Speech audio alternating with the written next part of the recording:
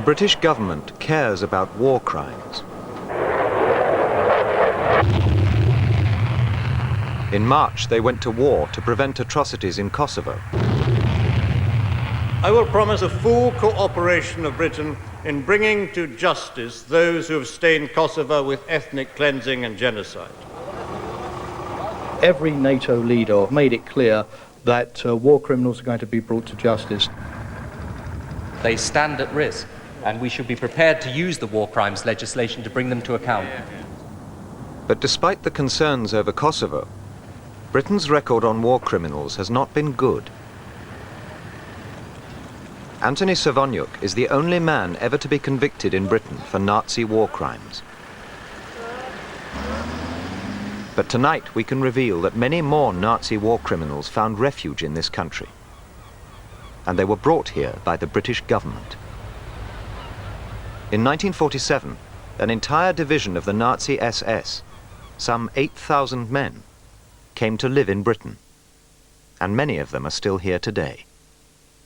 In just about every reasonable sized town you'll find somebody associated or a direct descendant of a member of the Galizien division.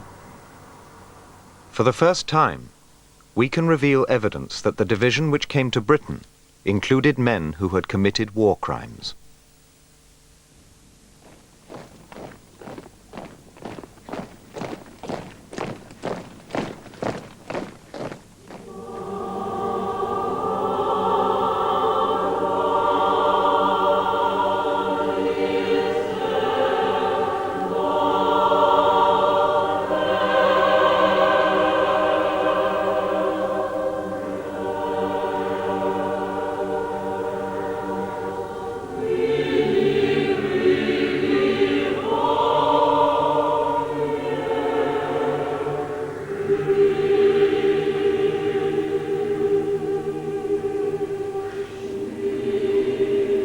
Millions of people lost their lives at the hands of the Nazis during the Second World War.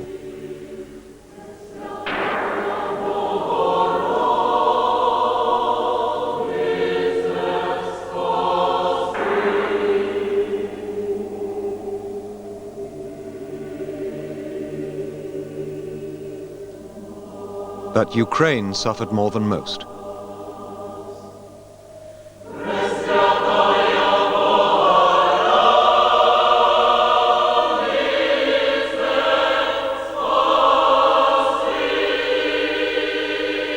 Ukraine lost more of its population during the Second World War than any other nation in occupied Europe. Ukraine was entirely occupied during the course of the war. Many of the major battles of the Second World War on the Eastern Front were fought on Ukrainian lands. The country itself was fairly thoroughly devastated. Despite this devastation and 2 years of Nazi occupation, thousands of Ukrainians, mainly from the west of the country, volunteered to fight for the German cause. Promowa gubernatora SS Brigady Führera doktora Wächtera.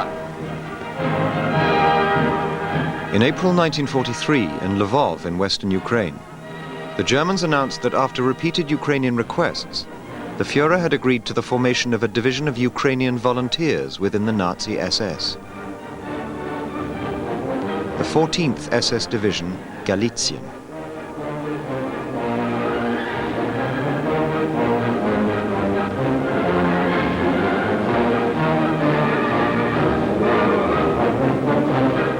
Despite Germany's terrible oppression of the country, 80,000 men volunteered to join within the first 2 months. Enough for 2 divisions. The Germans came with an anti-Soviet message, a message that some Ukrainians found very appealing. People saw this as one option for asserting Ukrainian independence, and they took it. Many young Ukrainians were drawn to the Waffen-SS for the glamour, the dash of these elite units, and because of all German units, the Waffen-SS had this anti-communist crusading zeal, which also meant that it was a savage fighting force.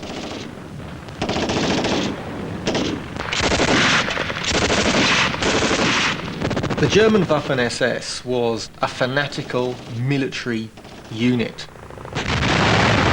which had grown up out of the units that had guarded the concentration camps in Nazi Germany. The men were specially selected, they were very heavily indoctrinated, and although that fanatical core was diluted as the war went on, the SS always had a ferocious reputation for ideological commitment and fanaticism. Like other SS units, the recruits to the Galicia division all swore an oath of absolute allegiance and personal obedience to Adolf Hitler. The Germans appointed officers with specific and singular expertise to the Galicia division. Men like the divisional commander SS General Fritz Freytag, who in 1941 served with an SS unit which killed over 6,000 unarmed civilians in occupied Russia. Men like the commander of the 5th SS Galician Regiment, Franz Lechthaler, who organized the mass execution of over 5,900 Jewish men, women and children in Bielorussia in 1941. Men like the commander of the 4th SS Galician Regiment, Siegfried Binz, an anti-partisan specialist who in one operation alone was involved in the murder of over 10,000 alleged partisans and Jews. And men like SS Colonel Friedrich Dehn, a member of Himmler's personal command staff, a unit estimated to be responsible for the deaths of over 100,000 people. Few, if any, of the foreign SS divisions had so many officers with such experience of mass murder. And all of these German officers served with the Galicia division. They weren't soldiers, they were primarily policemen, people who had done dirty work for the German regime, ardent Nazis.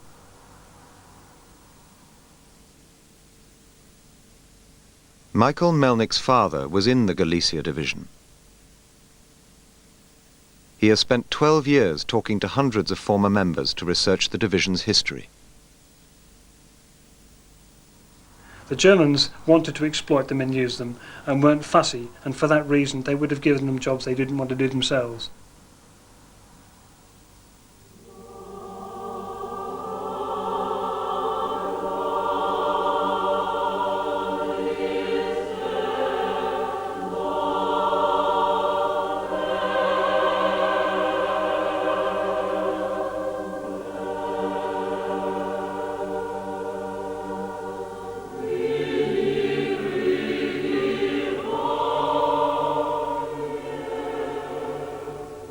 Without access to the Soviet archives, it was very difficult to work out exactly what the Ukrainian units had been up to. But things have now changed. The material is coming out of the archives, and this gives us a much deeper knowledge of who the men were who ended up in the division that came to England and what they had been doing before they joined the Ukrainian division. And some of these men had a long history of serving the Germans. In 1941, as the Germans invaded Western Ukraine, many people welcomed them as liberators from 2 years of Soviet oppression. Weg mit den Gipskitsch!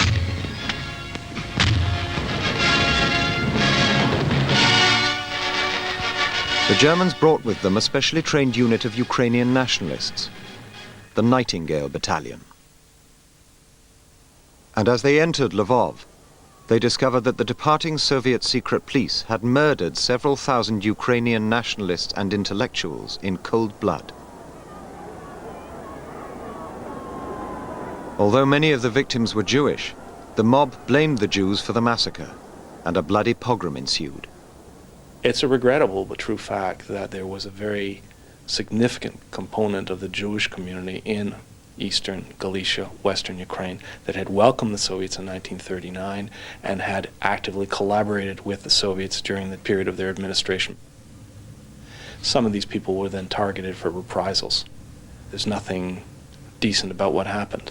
But then there's nothing decent about what they did to their fellow neighbors, Poles and Ukrainians, and other Jews alike during the Soviet occupation. Several thousand Jews were killed over the next few days.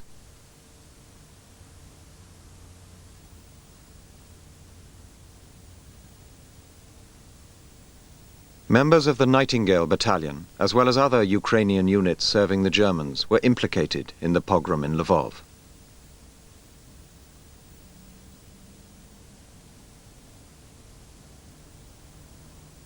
This footage was taken by a German amateur cameraman in Lvov that day.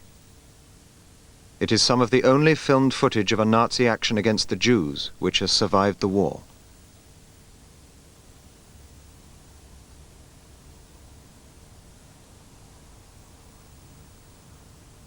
After the war, West German courts directly accused members of the 2nd Company of the Nightingale Battalion of involvement in the deaths of the Jews of Lvov. The Nightingale Battalion became an auxiliary police battalion, working for the Germans on anti-partisan duties before joining the Galizien division in 1943. But were units of the Galizien division itself involved in war crimes?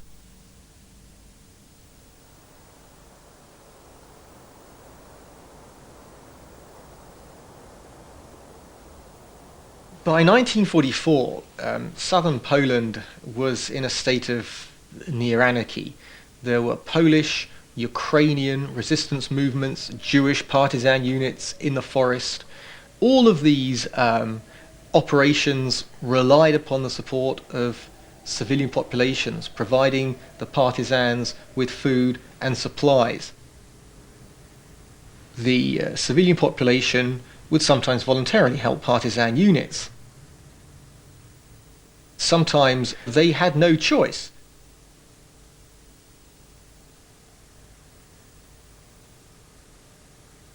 The Germans wanted a reign of terror. Anyone who helped the partisans usually was shot. By early 1944, the Polish village of Huta Pieniacka had become a refuge for Polish villagers from the surrounding area and for Jews fleeing Nazi persecution. But after reports of partisan activity in the area, members of the 2nd Battalion of the 4th Regiment of the Galizien Division were sent on a reconnaissance patrol to the village. Mieczysław Bernacki used to live in Huta Pieniacka. He was 13 years old at the time.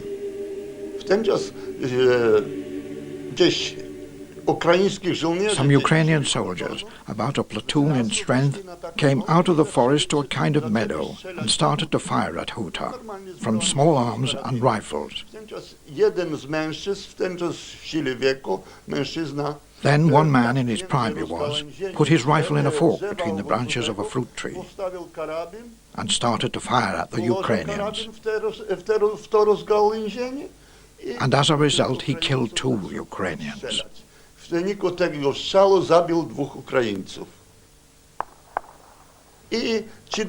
the 2 corpses lay there for 3 or 4 days. And the Jews, whose clothes were in tatters, who had nothing to wear, undressed these Ukrainian soldiers and put their clothes on. And the bodies lay there naked. They were corpses, of course. They were the division's first casualties of the war. They were given a hero's funeral with full military honors.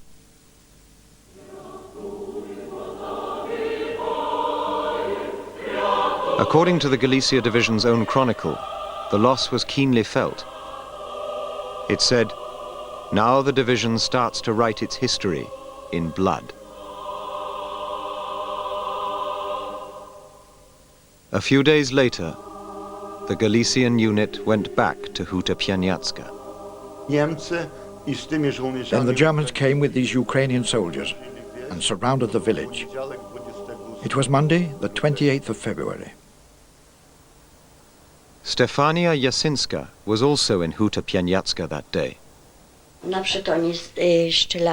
First they fired because they thought our people would shoot back, but it was quiet, and our people didn't do anything.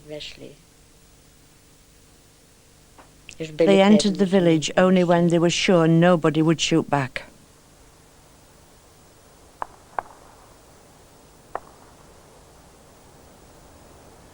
Ludzie płakali, krzyczeli. People were crying and screaming. Later, 3 Ukrainians entered the church. One was shooting in the air. They shouted that partisans are kept here.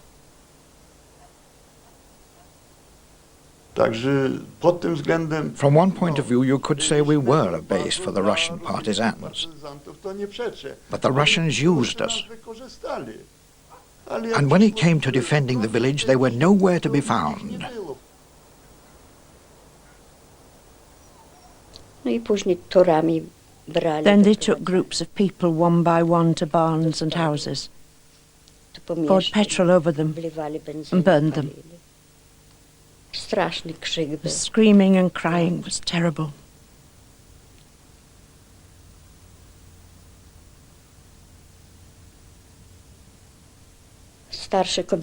Old women kissed their hands and feet to be set free. Zostało spalonych, zabitych 850 ludzi. They killed and burned 850 people. You know, we could not recognize who was who, as they were burned in the barns, the houses and stables.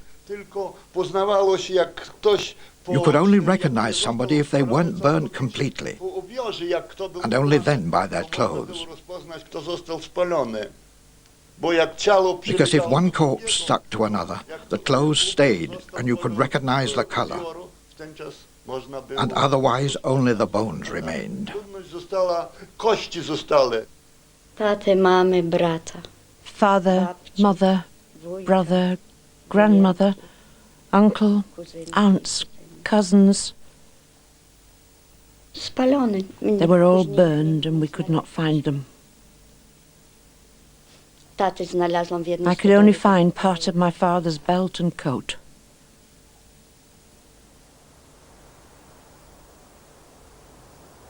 We were taken as the last group to the barn.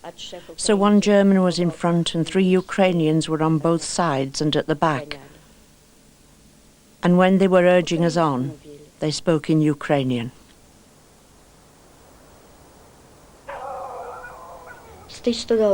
I escaped from this barn because my brother-in-law opened the door and we escaped to the forest.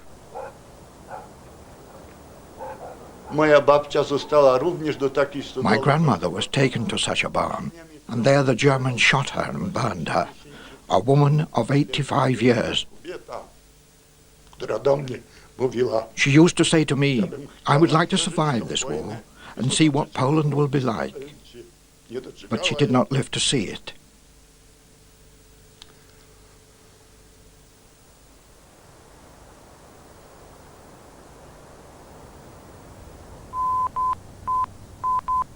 News of the massacre soon leaked out. A month later, the Polish underground sent coded messages to London, which specifically implicated the Galicia division in the attack. Elements of the 4th Regiment were deployed at Utoponiecka. They were deployed in the initial attack. They were not ultimately responsible for the pacification of the village. By that time, the responsibility had passed to a following German unit. So you were saying that they left early and then somebody else came and did it? Yes, indeed. No. If it was like that, the people would have realized it and escaped to the forest. Don't listen to this. They were there until the end. I've also been told, and from the accounts I have, when the final pacification of that village occurred, the Ukrainian unit had moved on. If somebody tells me otherwise, then all I can do is listen to what's being said and investigate it to the best of my ability. Members of the 4th Regiment of the Galician Division were later awarded the Iron Cross for their anti-partisan activities in the area. In October 1947, the Polish government made an official complaint to the United Nations about the Galician Division, in particular for their part in the mass murder in Huta Pieniacka. Polish authorities are still investigating those killings on February the 28th, 1944. The lead prosecutor is Bogusława Marcinkowska. To była okrutna zbrodnia. It was an evil crime. that led to the deaths of over 800 people, according to our estimates, and the people responsible for it should be brought to justice. Our investigation resulted in gathering substantial evidence. Altogether, we have 120 witnesses. The evidence we obtained in our investigation explicitly points to one of the sub-units of the 14th SS Division Galizien. We have no doubt at all. It was that division, and our witnesses so testify.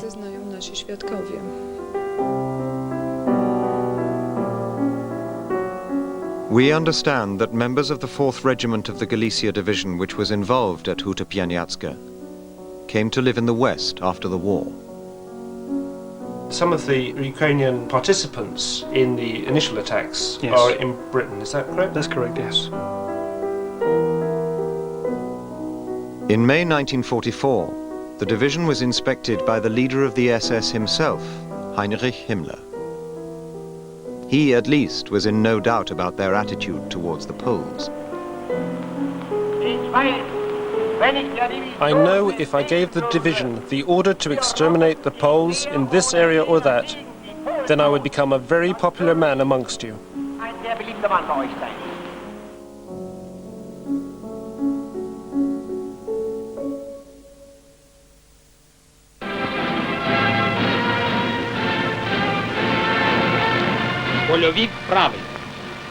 In the summer of 1944, the Galician division was sent to the Eastern Front.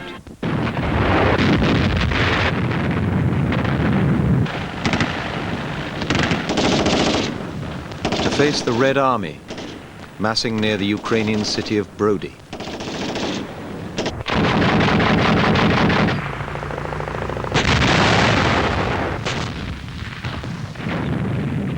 It was their first experience of full-scale combat.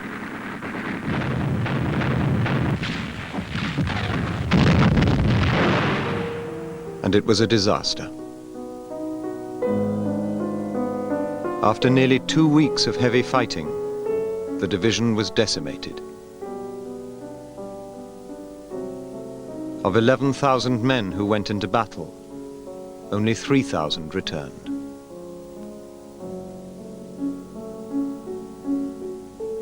After July of 1944, the division was slowly regrouped, and there was an effort to conscript people into the division, which included releasing people from Nazi concentration camps on the promise that they would serve in the division.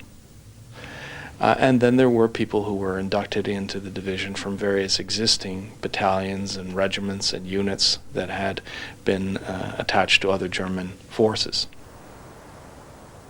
Men do strange things in war, and sometimes men do very horrible things. And they should be judged by what they did.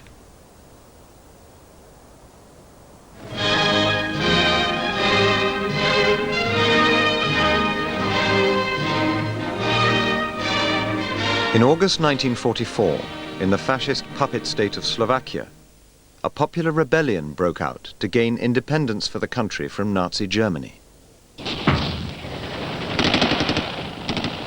German intelligence acknowledged that the uprising was truly popular and said that only a fool would seek to stop it by military means. But a week later, the Germans sent in over 40,000 troops, including 2 SS divisions, to crush the rebellion.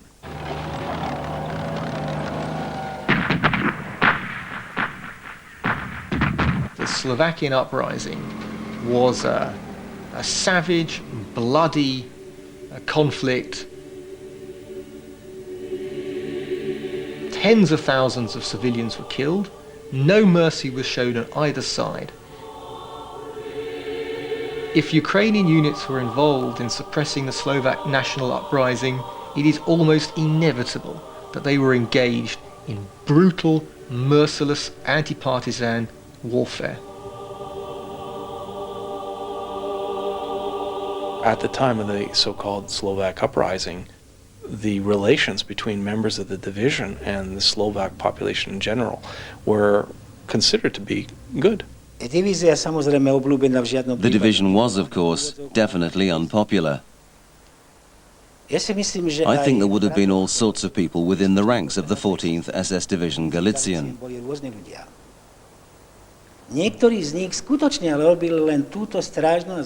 Some of them were really only on guard duties, but they couldn't know what the other parts of the division were delegated to do. And the other units did take part in reprisals against civilians and the members of the uprising.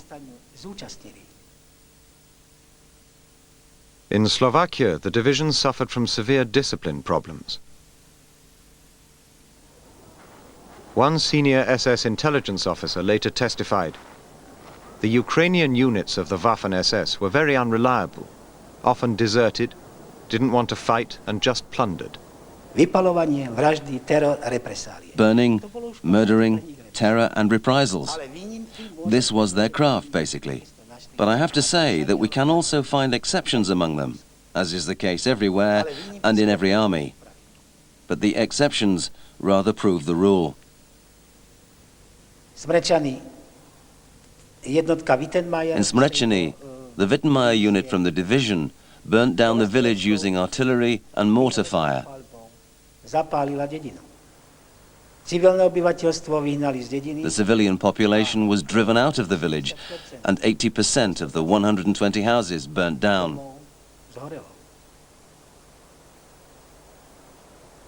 It has to be said that Smrečany was a supply outpost for the partisan movement.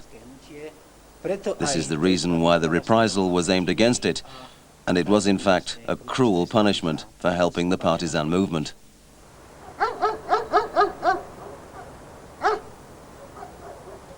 But very often the civilians didn't have any choice. One day one lot would come and knock on the window, and another day another lot would come and knock on the window. They either asked for food or bread, well, anything, or some bacon, or I don't know.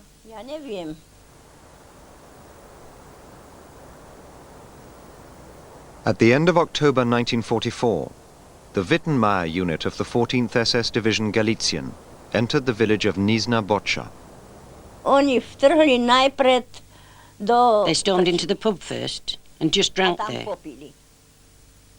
And then they did whatever they wanted. The men who were there said that the soldiers who were interrogating them were drunk. It was obvious that they were not all right. And they banged on the doors very hard. And then my grandfather went up and they went straight to him because he was an older man. And they say, "Well, where are the partisans?" And he said that we had no partisans here.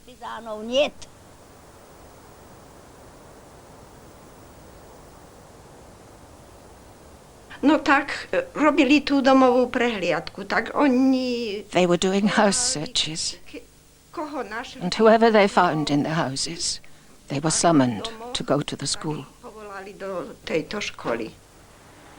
But then in the evening they rounded up all the men into the school, straight away that evening.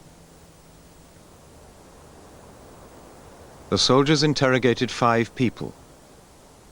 Cyril Zahradnik was arrested solely for having a Russian coin in his pocket. He was 15 years old. Those that were sentenced, they were kicked and beaten, and they were kept there till morning.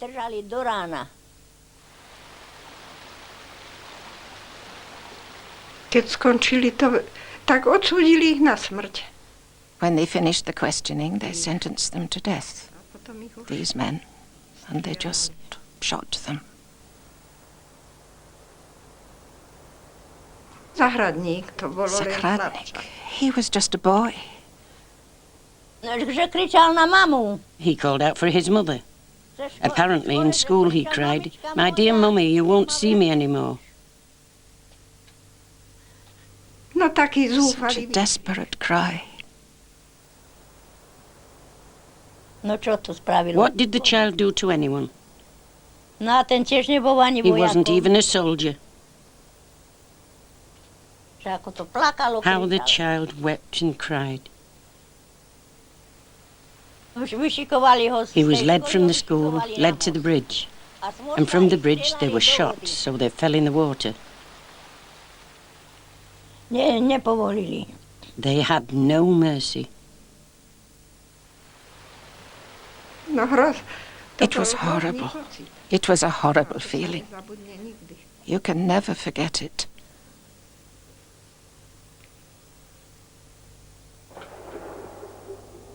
Captured German documents confirm that the Wittenmeier unit of the 14th SS Division Galizien entered the village of Nizhna Bocha that day.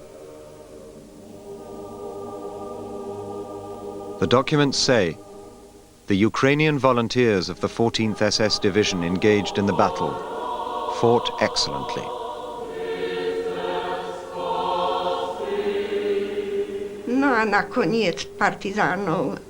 They didn't find any partisans in the end, and our men had to pay for it.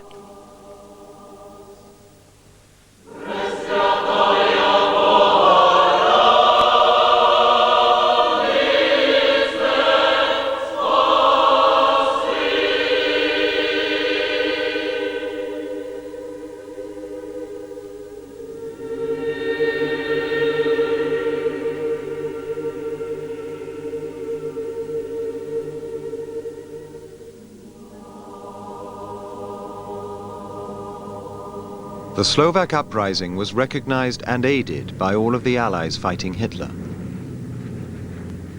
Britain, the United States and the Soviet Union all sent military missions and essential military supplies to aid the rebels. And Allied aircrew who had crash-landed or who had been shot down over Nazi-occupied Europe were airlifted out of the country. But like the partisans, the downed Allied airmen were also hunted by the German forces, including the Galicia division. I have had testimony of a number of veterans who encountered Allied flyers during the operations. Allied flyers were captured by the division, or by divisional personnel. They were taken prisoner, they weren't maltreated by the Ukrainians, and they were passed to the military police unit attached to the division. Whether they were shot or not, I don't know. I think it would be a mistake to make a blanket accusation against every man in the Galician division. I think many of those who entered its ranks when it was first raised were anti-Russian, anti-Bolshevik idealists. But as the division lost men in combat, replacements came from very different sources. Ukrainian collaborationist police units, guard units that had been guarding ghettos, labor camps. The Ukrainian division, by the end of the war, had become a rallying ground for all sorts of Ukrainian nationalists, fanatical pro-Nazis, as well as honest anti-Soviet fighters. One of the collaborationist units which later joined the Galicia division was the Ukrainian Self-Defense Legion. In 1968, Polish prosecutors began an investigation into the Ukrainian Self-Defense Legion and into one of its leading members, Theodor Duck. Duck was eventually sentenced to 25 years imprisonment for his activities with the Legion during the war. I started an investigation to see what Duck had actually done. I proved beyond doubt that he had committed murders, that he had murdered about 25 people or thereabouts. He murdered Ukrainians, he murdered Poles, he murdered his own acquaintances.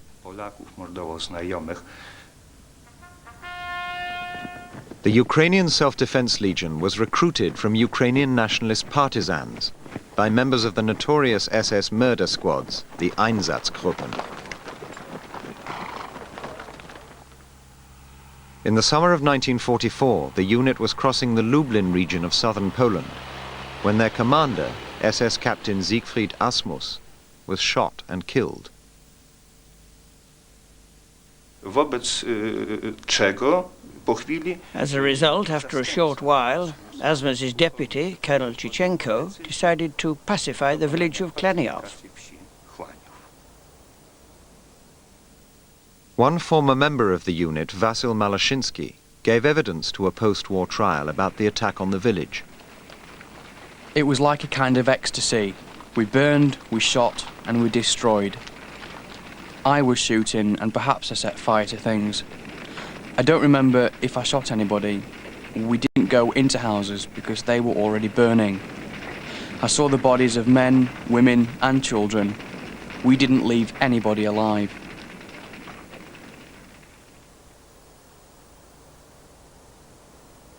"44 civilians, mainly old people and children, fell victim to the Legion in Klaniov that day.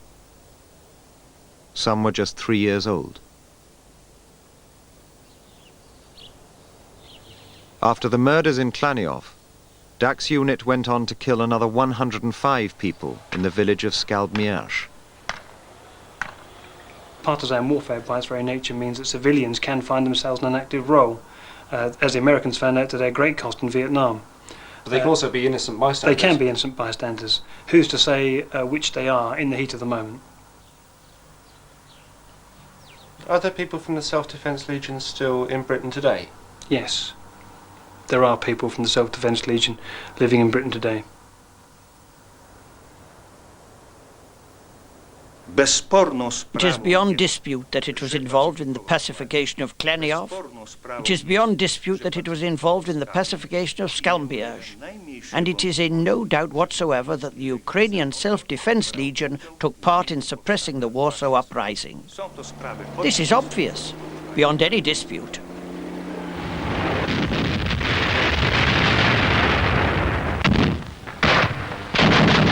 Leichte Flak beschießt ein Beobachtungsnest auf einem Turm. It was a ferocious, merciless conflict.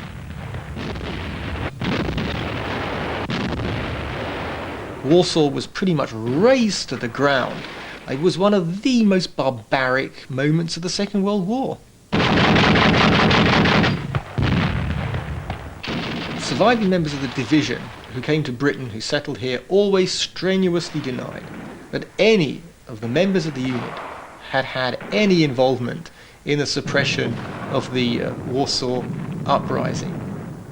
If there is evidence of that, it completely shatters the story that they have perpetuated.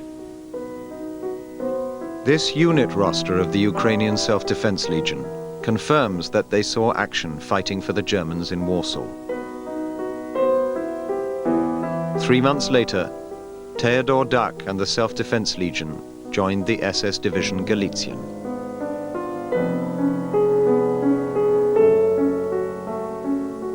In 1945, they surrendered to the British Army in Austria.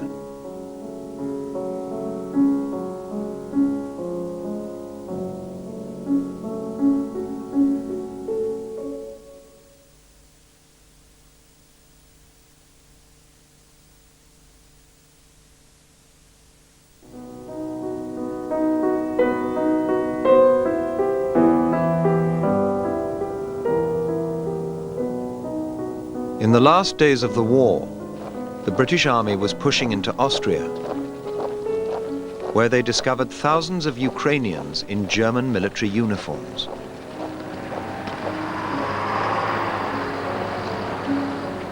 We had the shambles of various nationalities. We were tired. We wanted to get rid of the buggers, you see, and go home. In 1945, Dennis Hills was a major in the British Army. The job of the army was to clear the place, get rid of the rubbish. They simply gave these men marching orders. They said, head southwards towards Italy and someone will take care of you when you arrive. And that's exactly what the division did. They just trundled off south towards Italy.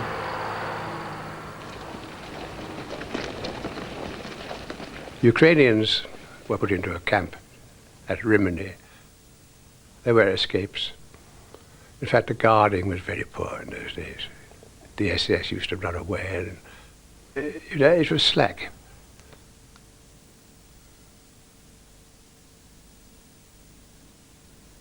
Under the agreement reached with the Soviet Union at Yalta, the British were committed to sending back all Soviet citizens captured in German army uniform or who had served the Third Reich in any capacity.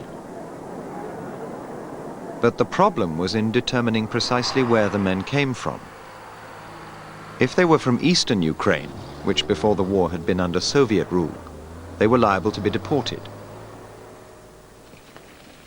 But if they came from western Ukraine, which before the war had been under Polish rule, they were not liable to be sent back. My job was to find out more or less who the hell they were. I found a lot came from Soviet Ukraine. When I made my report, I made it clear that these fellows should be given the benefit of the doubt. They should not be repatriated. In the summer of 1945, the Red Army sent a screening team to Rimini. I remember 4 or 5 officers had an interpreter screening soldiers who refused to participate. They were there to check on the Ukrainians and to try to persuade us so that they be sent back to Russia. They couldn't even get into conversation with these fellows. They were simply dumb insolents, you know. The question of war criminals did arise, and the Soviet military mission did give us a few names. And these names were handed in to one of our captains, and I think he looked at them and threw them in a waste paper basket. Propaganda. You can't believe all this rotten nonsense. But 2 years later, the British decided to check for themselves if there were war criminals in the camp. They sent a screening mission led by Brigadier Fitzroy MacLean. It became quite clear to me that this was a hopeless proposition. We were not qualified to screen Ukrainians. We didn't have the necessary language experts or anything like that.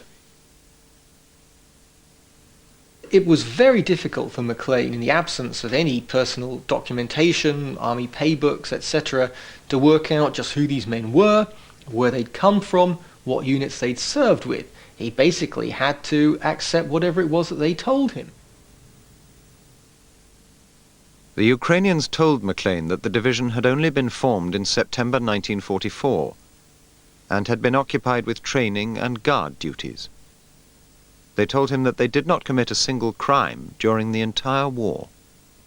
He made it quite clear to Whitehall that his report was not watertight and he had suspicions about them. I think it was fairly clear that quite a number of them must have been in the SS as part of a Ukrainian SS division. So there was every probability that there were war criminals amongst them. MacLean was very honest. He said he didn't have the time or the resources to do a thorough screening and he thought they should be screened later on, which meant being screened in England. Did that happen? No. In London, civil servants were divided. Eventually it was the Prime Minister Clement Attlee who decided to let all 8,000 men of the Ukrainian SS division into Britain. It was unprecedented for such a large number of men to be brought into the United Kingdom without going through any of the normal channels. The news leaked out that a division of Ukrainian soldiers who fought for the Germans was arriving in England. Questions were asked in Parliament that men who'd been involved in war crimes were now being housed in camps in Britain without apparently having been very carefully screened. The minister, Hector MacNeill, told Parliament that the Ukrainians had been screened twice before and that no war criminals had been found. Hector MacNeill was either being deliberately economical with the truth, or in unparliamentary language, lying, or else he had been fooled by the Ukrainians. In either case, what we now know about the division's history suggests that his reply is worthless. The Home Office has confirmed that Hector McNeill's answer is still official government policy today. It is quite wrong to insist on the kind of reports that were created immediately after the war in those chaotic conditions as still being valid. The historical record does not reveal precisely why the British Prime Minister was so generous to the Ukrainian division. There is some evidence that other agencies had an interest in their arrival. The period from the division surrender until the division was eventually brought back to England is extremely murky. I know for a fact from the people that I have spoken to, a number were trained by Western intelligence agencies, be them American or British, for clandestine operations to take place behind Soviet lines in the immediate post-war period. And these people had been former members of the Galizien division? Yes, indeed they had. That was the basis for them being selected. No question about that whatsoever. By the time the Ukrainians arrived in the United Kingdom, the British government was fed up with trying war criminals. They had no appetite for further war crimes investigations or war crimes trials. No member of the Galizien division has ever been tried for war crimes in Great Britain. And we could find no evidence that any member has even been investigated for crimes committed in the service of the Nazis. Government records which could help expose the guilty men have never been made public. 1,500 former members of the Galizien division live in this country today. It would be naive and unfair to suggest that everybody within the Galizien division was a war criminal. But by the same token, a small element undoubtedly were. They should be pursued and punished, and the rest should be left in peace.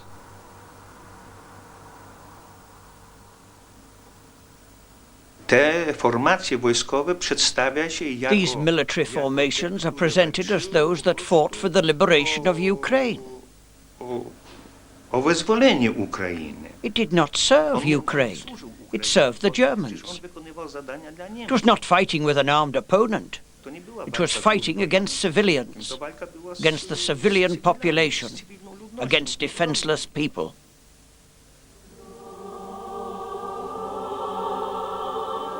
There should be a reopening of the question of the Ukrainian division. Who these men were, how they got here. Why were they not investigated years ago when the evidence and the witnesses were available? Why destroy a man's life? Why be a shit and punish people? We are under a moral obligation to bring to justice those who were responsible for an evil crime, even if it was committed over 50 years ago.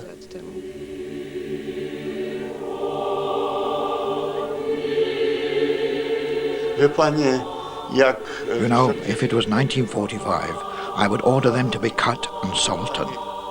Today, maybe, I would forgive them. But I will never forget this. Never.